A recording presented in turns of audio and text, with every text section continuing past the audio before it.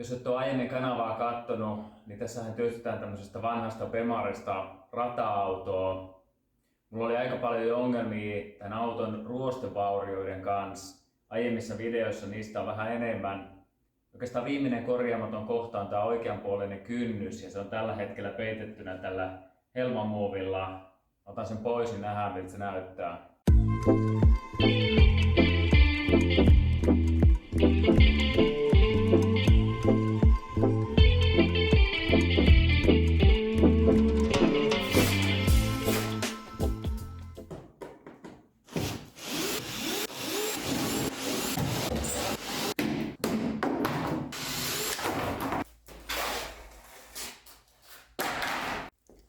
Se on siis tämän näköinen. Eli täällä on tällaisia kevennysreikiä täällä kyljessä. Muuten tässä ympärillä on aina vähän niin kuin kovaakin peltiä, mutta sitten varmaan jostakin ruuvireijistä tai jostain lähtenyt tollanen leviää. Mutta tää ei vielä kerro ihan koko tarinaa. Nostetaan tota auton kylkeä vähän ylös, niin saadaan parempi näkymä tonne alle. No niin, nyt saadaan parempi näkymä, miltä se näyttää. Eli sama jatkuu tänne aika lailla tänne alapuolellekin. Osittain mä jo tuossa aiemmin sitä korjasin ja laitoin sinne paikkalaput. Mutta sitten minä on tullut vähän katuma päälle, että mä peitin ja jätin se alkuperäisen tunkkauspisteen tuossa pois. Se ei ehkä ollut ihan fiksu temppu. Kyllähän mä tarvin ne tunkkauspisteet, vaikka mä laittaisin tähän jotkut rallityyppiset semmoset pukkien paikat. Jos tää auto menisi vaikka nosturille, niin täältähän se halutaan nostaa. Että ei riitä, että siellä takana ja edessä on vaikka ne pisteet. Voitaisiin yrittää sitä korjata pala palalta. Eli katkaista aina pieni pala pois ja suorasta pellistä muotoilla siihen paikkalappuja, tai sitten voitaisiin heittää siihen tällainen. Siinä on nyt kokonainen kynnys. Tällaisia löytyy Trodolta. Kuten tästä heti huomaa, tässä on liian monta ovea. Autossa on vain 2 ovea ja tää on tehty 4-oviselle. No sattumalta nyt tämmöiseen koupeen ei ole saatavilla korjauskynnystä oikein mistään. Edes Sweetman ei semmoista löytänyt enää mallistosta, joten se on varmaan poistunut kokonaan. Mutta toisaalta sillä ei niin väliä. Mä ajattelin muutenkin tämän jotenkin niin, että vaikka tässä kohtaakin menee ruostetta, niin jos tämä nyt saataisiin vielä jotenkin hapottamalla korjattua, eli tehtäisiin se sauma tohon jonnekin, jolloin ei käytettäisi tästä pellistä tätä yläosaa, vaan leikattaisiin se tosta pois. Ja sitten jos tarvii, niin otetaan pienempiä palasia ehkä, jos täällä on oikein huonoa ja mennään niillä sitten, mutta ei ehkä näin paljon kuitenkaan mennä tonne sisäänpäin, mitä tässä on. No en tiedä yhtään sopiiko se tohon paikalleen. Katsotaan. Pituus näyttäisi ainakin mätsäävä ihan hyvin. Nämä tunkkauspisteet on täsmälleen samassa kohtaa ja samanlaiset nämä tällaiset muodot on myös tällä puolella. Tuohon muuten kuuluu varmasti tehdä pistehitsaus. Siinä on se tukipala täällä sisällä, mikä menee tähän tunkkauspisteeseen. Sama juttu tuolla takana. Joo. Mitenköhän nämä lähtee fiksusti? Mä taisin toisella puolella jo vetää sen vaan rälläkällä kahtia, kun en jaksanut alkaa irrottelemaan näitä sisälokareita.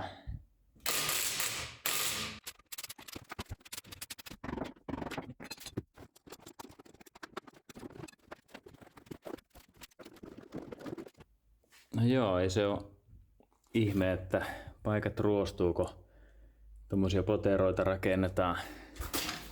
Tää on siis aika pahan näköinen tää nurkka. Käytännössä tommonen.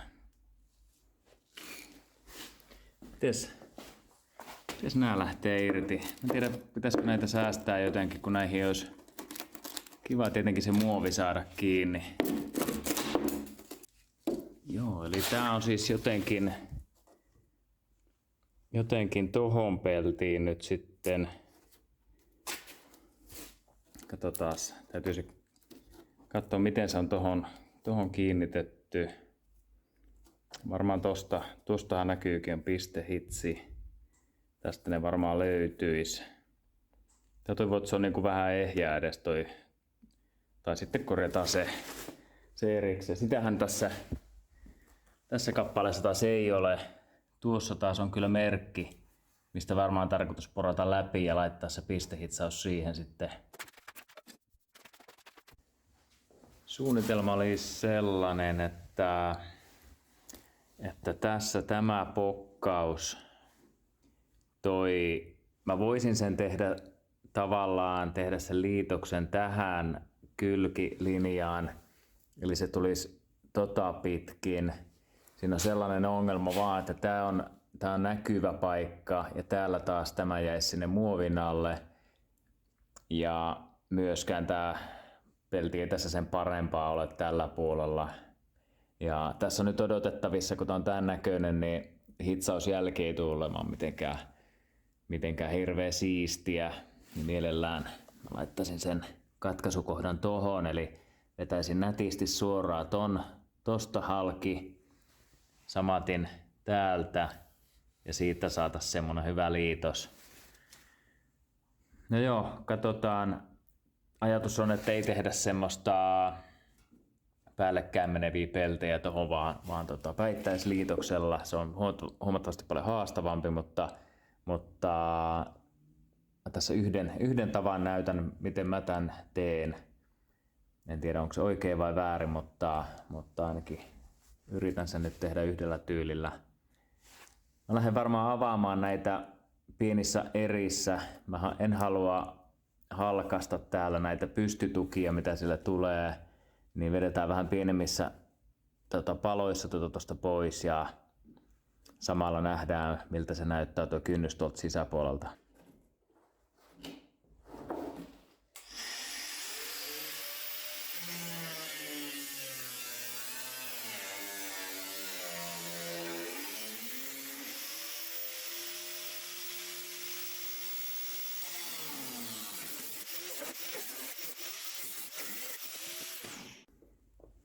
Okei, eli tätä tuossa tarkoitin, että näitä mä en halua täältä mitenkään halkaista, vaan pidetään ne ehjänä. Avataan tosta pistehitsit ja pyritään saamaan tää pelti siitä irti. Tässä vaiheessa näyttää ihan silleen ok tilanteelta, että tää sisempi osa tästä kotelosta vaikuttaisi olevan ihan ok vielä. Jonkin verran toki tuolla on ruostetta.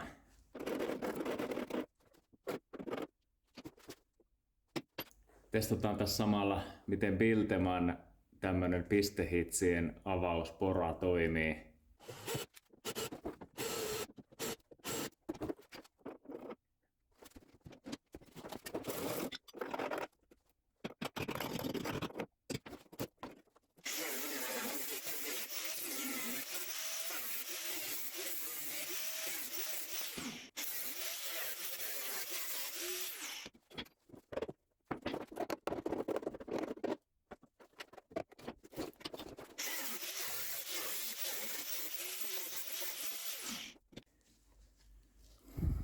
Hyvin näyttäisi toimivan tää pistehitsipora, eli tosta kun merkkas ton keskikohdan, niin näkee, että se on ihan hyvin siitä irti. Päästään irrottaa tää koko kotelo-osa tosta.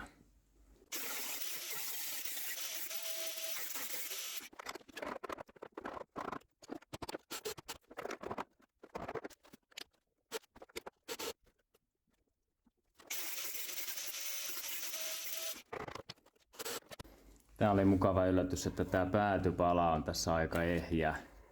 Ja sain nuo pistehitsitkin, löysin ne paikat ja auki. Eli saadaan tehtyä tää, ei tarvitse Oishan näkin itse tehnyt, mutta nämä on tämmösiä aika työläitä, kun niitä alkaa värkkää. Tuosta se lähtee vähitellen, eli täältä puolelta oikeastaan pystyy näkemään vähän, että missä ne pistehitsit menee, ja sitten ne täytyy vaan täältä alta löytää sen sijaan, että repii tämän pellin tästä pois, kun tämän puolen kuitenkin mahdollisesti vielä suht tervettä, niin kun ne siististi tosta saisi tolleen lähteen, niin vältyttäisiin isommilta korjaamisilta.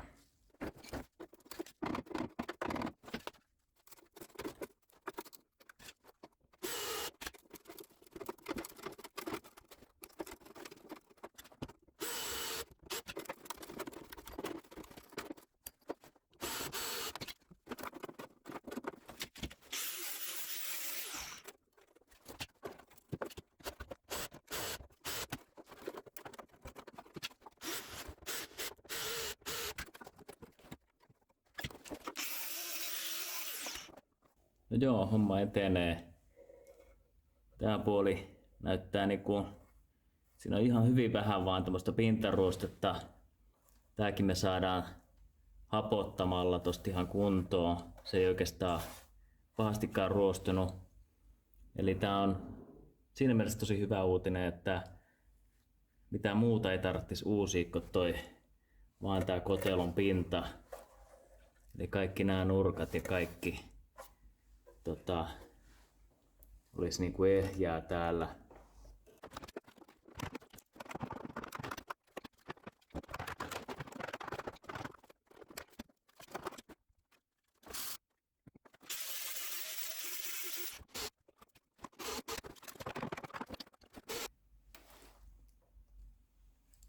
Tuossa se vähitellen etenee ja näiden pistehitsausten paikat on välillä vähän vaikea tuosta löytää, että mihin poraa, mutta kun sitä täältä sivusta päin lampulla katsoo ja tunnustelee tosta, niin se on kuitenkin mahdollista löytää se paikka, missä se pistehitsi on, ja siihen vaan pistepuikalla merkki ja vähän poraa ja taltalla tulee niin perässä, niin se lähtee. Tää on nyt mun mielestä ainakin se ainoa tapa, miten tää kannattaa tehdä.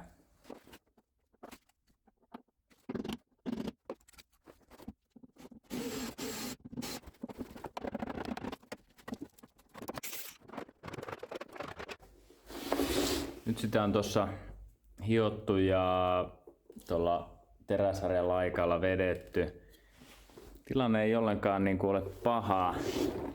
Ei nyt huomioida tätä ovea tässä laisinkaan. Se ei tähän liity tällä kertaa. Sille keksitään ehkä myöhemmin jotain.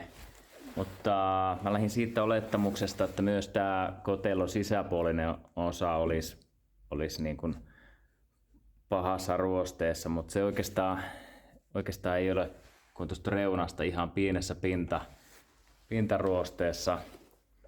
Ja tää tietenkin vähän näyttää. Tässäkin on materiaalivahvuutta kyllä hyvin tallella, että se ei ole mitenkään haperoa.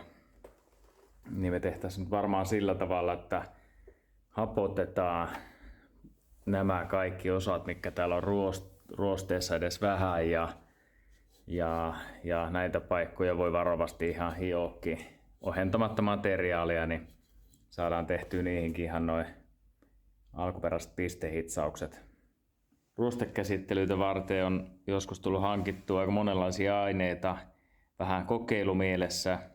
Kaikki näistä perustuu fosforihappoon, paitsi tämä Loctiten versio, mistä myös edes käyttöturvatiedotteesta ei kyllä saanut selvää, että mitä tämä oikeastaan sisältää. Niin erikoisia termejä, mitä siinä oli. Mutta joo, nämä kolme, eli tässä on tämmöinen Biltema-versio, Mastonin ja CRCn. Kaikki nämä on sellaisia nestemäisiä, jotka laimennetaan vaan veteen ja sivellään pintaan ja annetaan vaikuttaa. Tääkin perustuu fosforihappoon, mutta tää on jotain tämmöistä, saattaa olla, että tätä on kuivanut jo. Mä en edes muista, miltä tää näytti ihan uutena. Ehkä vähän juoksevammassa muodossa se oli siellä, luulisin näin. Omasta mielestä parhaita näistä on kyllä ollut nämä puhtaat fosforihapot, jotka on tämmöisiä nestemäisiä, laimennetaan vaan veteen ja läträtään sitten siveltimen kanssa päälle. Eli mistä vaan halvimmalla tämmöisen löytää, en muista näitä hintoja, mutta luulisin, että se on tää Piltema varmaan se halvin ja ihan samaa ainetta se on käyttöturvatiedotteenkin mukaan. Siellä on nyt mukissa vähän vettä pohjalla ja semmonen joku 20% liuos. Se on vaikka ton verran. Muistaakseni 15% riittäisi ihan hyvin. Todellakaan ei tarvitse paljon eikä raakana. Se käyttää aika riittosaakin ainetta. Jotkut käyttää tuossa seassa vielä jotain tapettiliisteriäkin. Sekin voi olla ihan hyvä. Se ei niin helposti sitten kuiva, kun sen pitäisi tuossa tunnin verran ehkä vaikuttaa. Mä en ole viittinyt tähän nyt mitään ylimääräisiä litkuja lisätä. Ja ainakin tämä Pilteman versio on jo valmiiksi vähän tämmöistä, se tekee sitten semmoista paksumpaa kamaa jo valmiiksi, joten se on aika hyvän tuntusta ja ei heti sitten kuiva. Mä en viitti tuohon hirveästi mitään ylimääräisiä aineita nyt ehkä laittaa kuitenkaan, kun me hitsataan sitä sitten. Ja lähdetään kokeilemaan. Sen kyllä huomaa sitten, kun se on tarpeeksi vaikuttanut ja tehtävänsä tehnyt.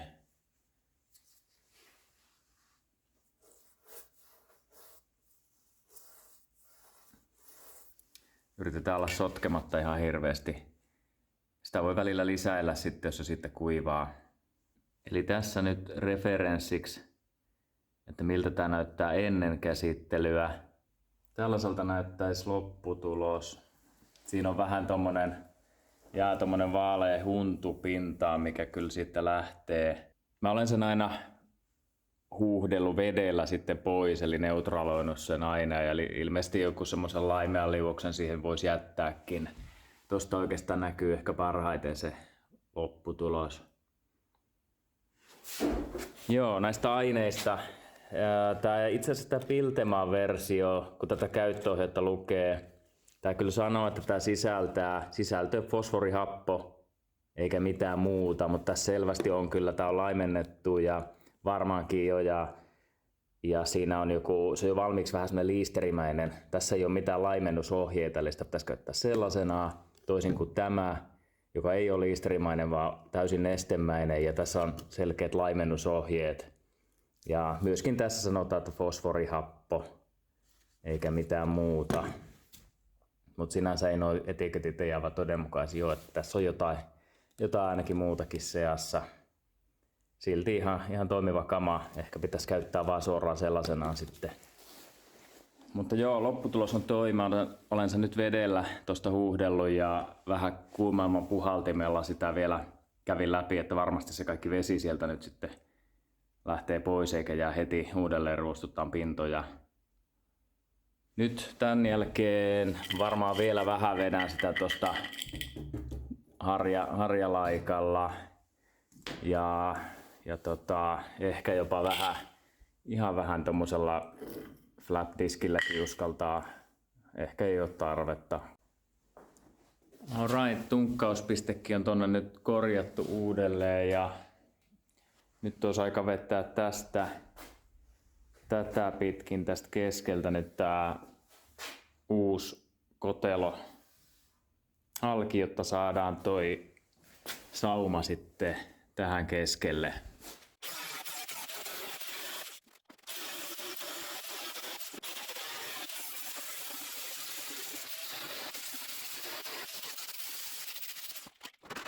Pienesti sinne laitoin sinkkipohjamaalia. En kuitenkaan näitä pisteitä halua maalata, mistä mä pistehitsaan sitä kiinni vielä. Kyllä mä oon semmoistakin nähnyt, että joku näyttää, että niitä pystyisi tuosta läpikin sitten vielä hitsaamaan. Mutta mä nyt en ehkä niin tee.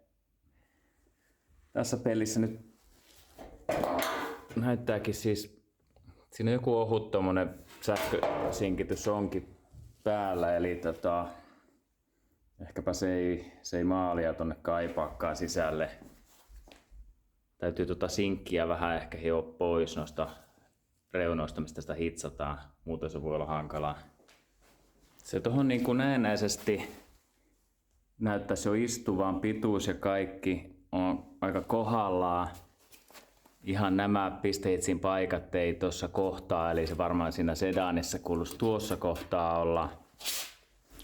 Mutta nyt mä huomasin tässä vähän isomman ongelman, eli kun tätä mittaa kuinka alhaalla tämä reuna käy täällä, niin se onkin tuolla, kun tuonne toiselle puolelle vertaa, niin paljon ikään kuin loivemmin menee tämä mutka tonne alas ja tuo mitta on aivan eri, jopa pari senttiäkin lyhyempi. Ja siihen ei tulisi varmasti se kylkimuovikaan enää istumaan oikein. Mä en oikein mitään muuta vaihtoehtoa näe tässä kuin että mun on vedettävä tämä halki koko juttu jopa niin, että kahdesta kohtaa tämä yläosa, tämä profiili on tässä oikein, samaten tämä, mutta kaikki tässä välillä on niin kuin väärin. Vaikeaksi sen tekee tässä se, että tässä ei oikein yhtään suoraa kohtaa, eli mä oon päätymässä ehkä siihen, että mä vedän sen tosta halki ja sama täältä ja sitten tämän väliosan mä muokkaan siihen jotenkin sopimaan sitten väliin.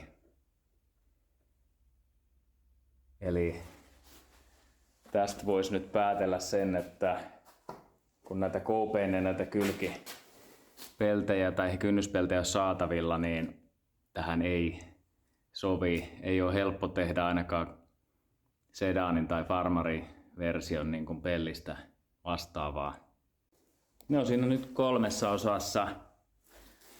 Eli pannaan tämä paikalleen, toi hitsataan paikalleen ja sen jälkeen siihen väliin sovitetaan mahdollisesti tästä sitten tai suorasta pellistä. Ei ihan niin helppo kuin mitä alkuun mä ajattelin.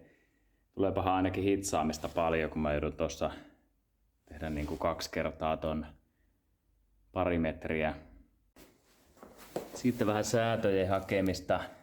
Näiden sinkittyjen hitsaaminen on todella ilkeitä hommaa, eli se räiskyy aika paljon ja sieltä tulee tällainen valkoinen niin kuin vaahtokin ulos. Ja tässä mä oon vähän langansyöttöä miettinyt ja virtaa ja tossa hioin sitten sen sinkin pois, niin kyllähän se paremmin siinä palaa. Mä en tiedä, että toi sinkityn hitsaaminen lienee vähän joku terveysriskikin, että pitäisi pitää tuuletus kunnossa täällä. Sitä on aika vaikea saada hiottua muuten pois. Tuollaisella teräsharjalaikalla niin sai aika kauan tätä tuossa painaa menemään, että pääsi ihan tänne pellille asti. Se näyttää ensin, että se lähtee, mutta se oikeasti se sinkki vaan pyörii ja kiillottuu siihen pintaan ja ei meinaa millään lähteä. Ja mahdollisesti tukkii, jos tuollaisella himopaperilaikalla sitä ajaa, niin se tukkii sen laikankin vaan. Joo, olisi kyllä hyvä saada saumojen lähettyviltä tuo sinkki pois kokonaan.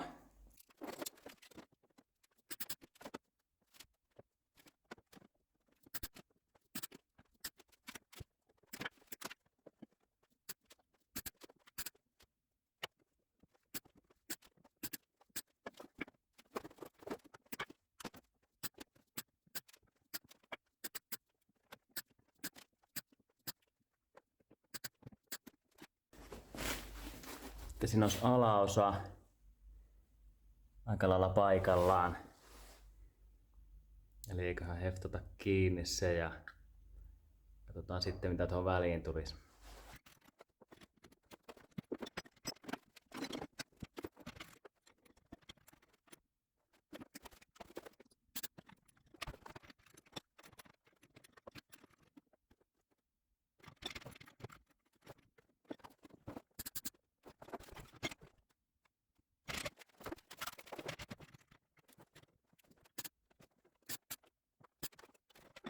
Seuraavana ajatuksena on vetää tämä sauma nyt auki. Eli mulla on millinen laikka. Jos mä nyt vetäisin sen suoraan tosta läpi, niin siihen tulisi millirako ja se olisi aika vaikea kunnolla täyttää tuolla hitsillä. Mutta nyt me vedetään se tuosta 45 asteen kulmassa, jonka jälkeen avataan aina parin heftauksen kohdalta ja painetaan sen jälkeen tämä sauma kiinni. Se pitäisi mennä hyvin pienellä raolla, kun siinä on se 45 asteen kulma. Ja sitten hitsataan aina uudelleen ja edetään aina niin kauan, että tältä takaa tipahtaa tämä ylimääräinen suikalle pois. Eli sen takia täytyy tehdä tässä vaiheessa, koska muuten se jää tänne koteloon sisälle.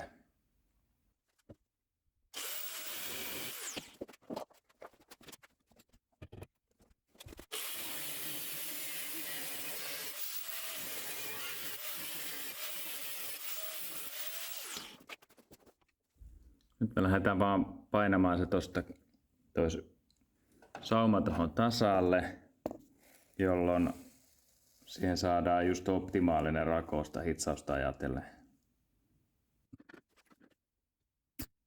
Näyttäisi tulevan ihan hyvä, eli saadaan tommonen aika hyvä rako siihen, mikä on helppo vetää, ja edetään tällä tavalla molempiin suuntiin päätyihin asti.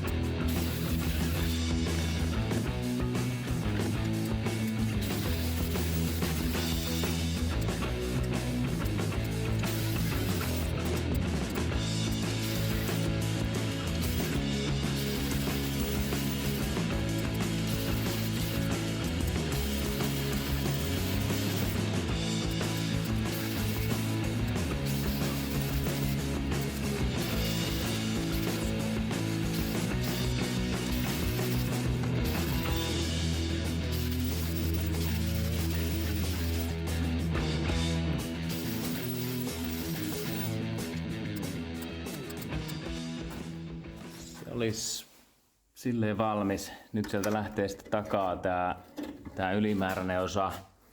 Ihan jossakin kohtaa se taisi jäädä tonne kiinni, eli semmonen vinkki, jos joku näin tekee, niin ennen kuin hitsaa uudelleen sitä, niin kannattaa vähän irrottaa takaa jo valmiiksi, koska helposti sen hitsaa uudelleen kiinni sinne taakse. Tässä tapauksessa sillä ei muuten mitään merkitystä ole muuta kuin, että se on varmaan aloittaa korroosion kyllä hyvin herkästi tuolta takaa. Mutta joo, tää olisi nyt niin kuin tasainen tää rako tossa, ja se voidaan tosta loppuun hitsata. Nyt ei tule overlappingia pelteihin, ja varsinkin tuolla osalla täytyy edetä tosi varovasti. Tää on muutenkin vähän tällainen paikka, että lämpöä kun se saa, niin se ihan varmasti vetelee tossa.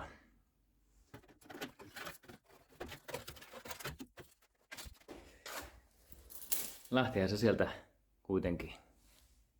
Seuraavana on sitten tämän välikappaleen sovittelu, eli tää on tietysti se, että on se sama pala, mikä sitten jo pois otettiinkin, mutta sitä on nyt vähän lyhennetty, ja tässä se jonkin verran menee päällekkäin, eli siinä tulee overlappia, mutta täällä kynnyksessä täällä se ei haittaa mitään, ja tääkin tuntuu täältä alta aika hyvin sopivan kohdalleen.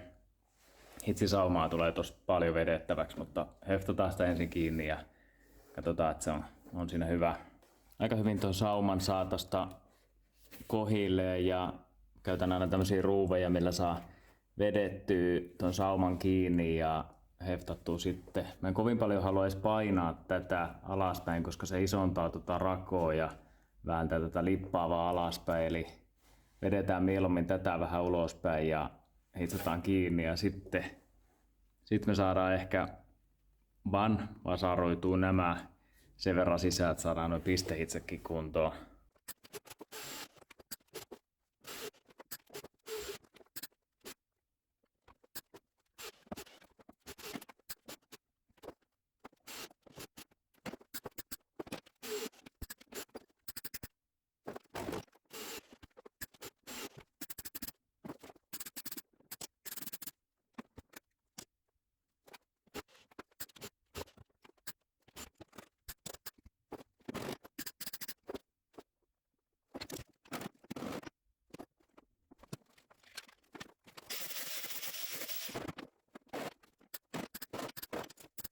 Sitten olisi aika hitsata vaan nämä saumat läpi hiljalleen. Otetaan paineilmaa tuohon mukaan ja jäähdytellään aina välillä ja sieltä täältä mennään aina pieniä pätkiä ja annetaan jäähtyä välissä. Muuten ihan tää vaikuttaa olevan ihan hyvää täältä tää osuus. Tähän mä en ole ihan tyytyväinen vielä, eli tossa on vähän tällaista. Siinä on vielä vähän, tiedä näkyykö tosta, mutta se niin kuin aivan on joka puolelta aivan tuossa tasalla, mutta ei se mitään. Mä vielä tietystä kohtaa vielä ajan nämä heftaukset auki ja vähän painan paremmin kohdalleen peltiä. Eli se jäi ihan vähän ulos joistain kohdin. Korjataan se, niin ei jää mitään turhaa. Mulla ei ole tässä ajatuksia kovin paljon mitään pakkeleita alkaa käyttämään. Niin tehdään mieluummin siitä jo valmiiksi aika hyvä, ettei tarvitse alkaa sotkeen pakkeleiden kanssa. Ai niin, kannattaa ajaa suhteellisen pienellä laikalla. Sitä on paljon helpompi hallita. Eli nyt tulee ihan hyvin käyttöön tämmöiset pienet kulahtaneet laikat. Sillä saa paljon tarkemmin tehtyä ton avauksen ja muutenkin tällainen laikka alkaa helposti resonoimaan ja väpättää tuossa, kun se on vaan millinen.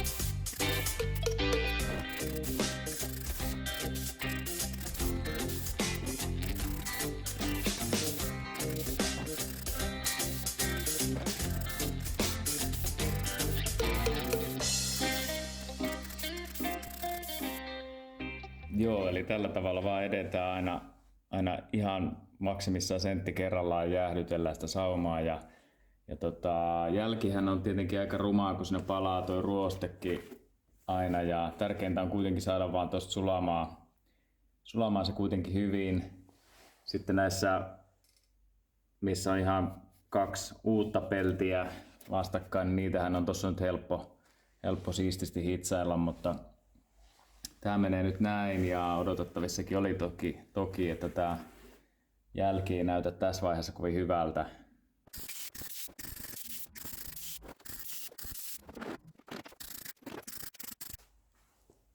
Okei, kaikki saumat on vedetty nyt ja nuo pistehitsit käyty läpi. Tää missä mentiin tuohon vanhaan peltiin vähän ruosteisempaan, niin ei välttämättä tässä vaiheessa näytä niin siistiltä ja siinä ihan pari pikku reikääkin siinä on, mutta niitä ei kannata tässä vaiheessa yrittää täyttää, vaan ensin siistiittää ja sen jälkeen sitten vasta fiksataan reikiä.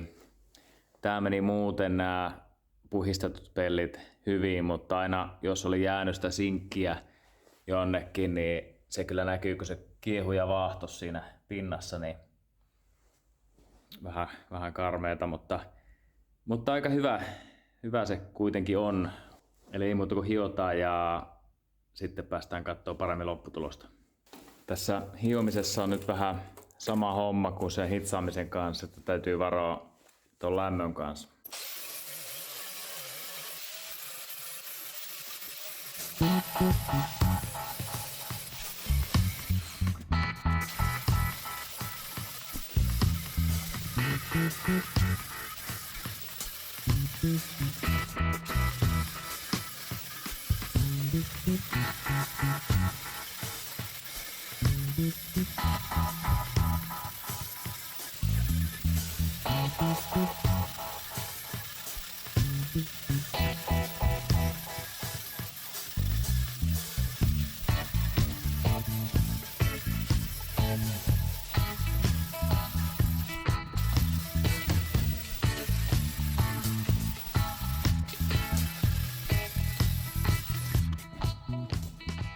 Alkas olemaan valmista.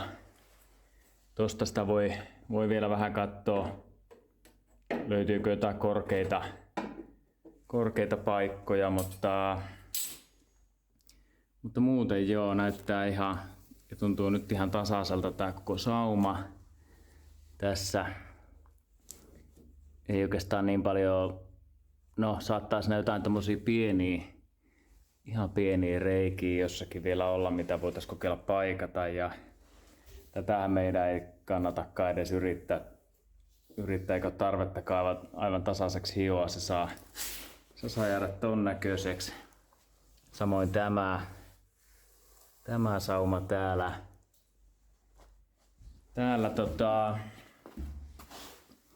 mä en ehkä millään haluaisi nyt enempää tosta lähteä kuitenkaan hiomaan, se alkaa jo ohentaa tuota materiaalia ja se varmaan olisi niin kuin nyt aivan täydellinen, että tähän jos tekisi jotain entisöintiä, niin pakkelia päälle, pieni kerros, niin siitä tulisi ihan hyvä. Mutta en tiedä, alanko laittaa vai miltä se näyttää, jos nyt maalaa, ei kovin hyvältä varmaan. Kyllähän tää näkyy. Se peittyisi tosi hyvin tuolla pienellä kerroksella pakkeliin. Katsotaan mitä sen kanssa tehdään. Inhoan sitä pakkelia, enkä haluaisi laittaa oikeastaan mihinkään tämmöisessä projektissa sitä. Joo. Muuten se näyttää siltä nyt. Pinnat kun on puhistettu tinnerillä, niin saumat on hyvä massata polyuretaanimassalla ja ensin siis vaan vedetään se massa tuohon pillistä. Sen jälkeen mä oon käyttänyt tämmöstä, näin mä sen nyt oon yleensä tehnyt, tämmönen katkaistu, aika reippaasti pensselistä katkaistu lyhyemmäksi noita harjoja ja sit vaan vedetään se tohon tiiviisti.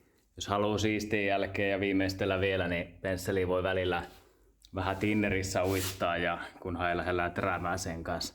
Mutta ei ole mitenkään pakollista. Ylimääräiset pois, vai ei kannata mitään ylimääräistä kerrosta jättää. Se maali vaan pysyy huonommin siinä sitten. Mutta joo, vedetään nämä alapuolella olevat kaikki saumat ja pistehitsaukset massataan ja tätä kohtaa nyt luonnollisestikaan ei massata.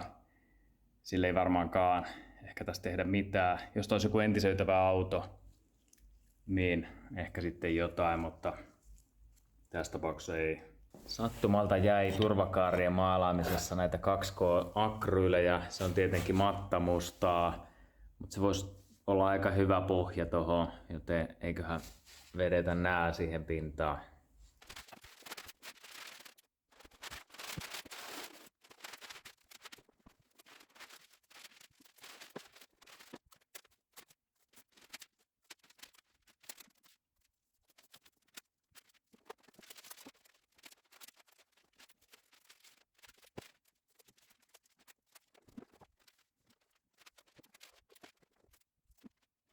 Ok, siinä on vähän lattioita suojattu.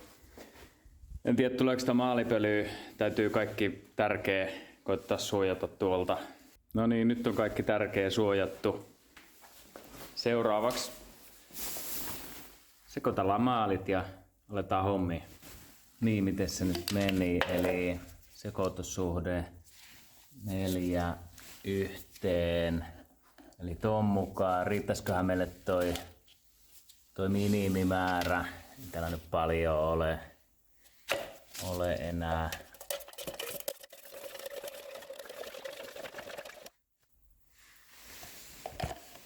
Eli teoriassa kaikki loput periaatteessa voitaisiin laittaa, mutta okei.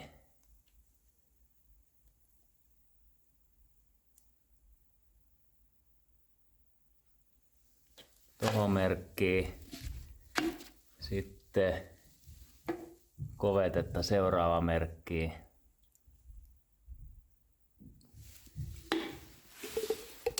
Niin muista, oliko se joku 15 pinnaa vai mitä me laitetaan tätä ohennetta? 20. No se on nyt varmaan jotain 15 ja 20. Kumpi korkki näistä oli?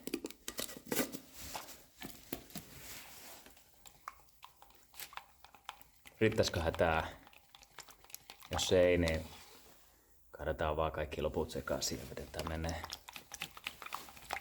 Niin joo, täytyy varmaan pikkuhiljaa maskia lyödä päälle. Tää nimittäin kärryää aika vahvasti.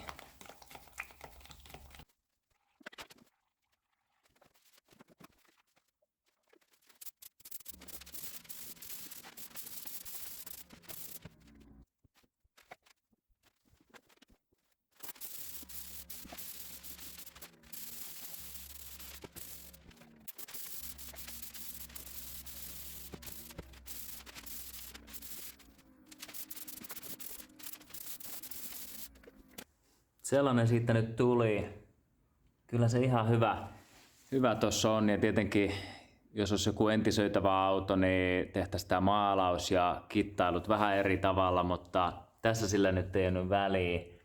Se näyttää ihan hyvältä. En mä ala sinne mitään alustamassaakaan nyt laittamaan, eli se saa jäädä tällä tavalla. Laitetaan siihen kynnysmuovit paikalle, ja yksi vaihtoehto tietenkin vetää jollain kilikalimaalilla vielä jotain hopeaa, että tämä musta ei täältä erotu, mutta toisaalta kun mä vähän mietin, niin tuskin sitäkään tarvii, ei tää niin pahalta näytä siinä nyt.